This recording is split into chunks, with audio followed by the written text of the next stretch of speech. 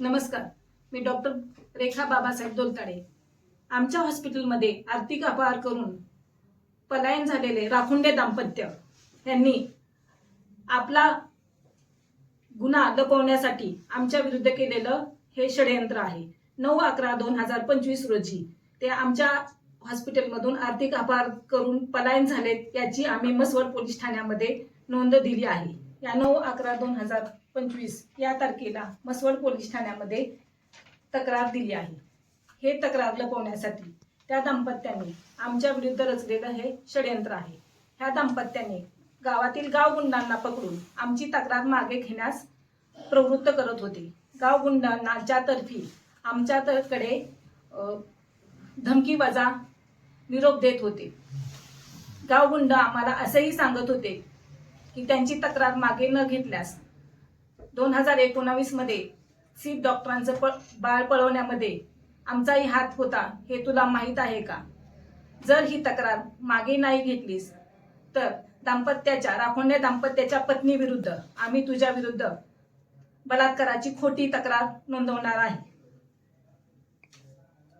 9 November 2025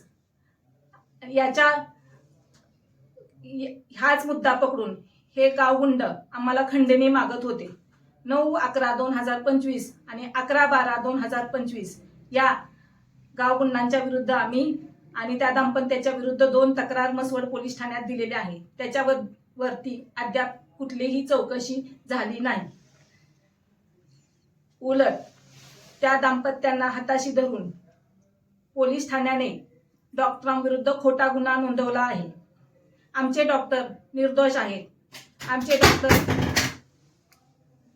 रुग्णांचे देवदूत आहेत। त्या 5ही गुंडांना असलेली मागची पार्श्वभूमी, 5ही गुंडांच्या असलेले त्यांच्या विरुद्ध असलेले गुन्हे हे सर्व मसवड जनतेस व पोलीस ठाण्यास माहीत असताना देखील मसवड पोलीस ठाण्याने आमच्या तक्रारीची दखल न घेता त्यांना पाठीशी घालत आमच्या विरुद्ध तक्रार नोंदवली आहे।